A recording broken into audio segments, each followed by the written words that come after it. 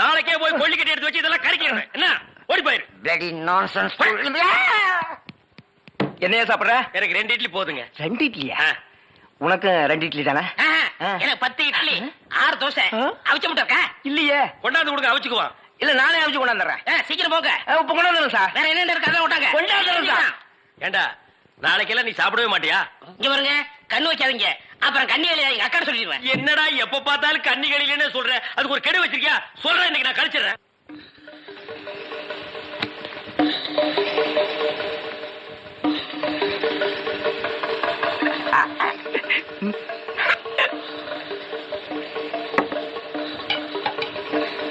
Sir chutney. 2 idli chutney கிடையாதுயா.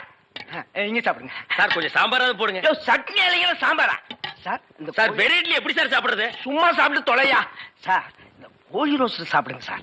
இந்த மீனோட roast அதை விட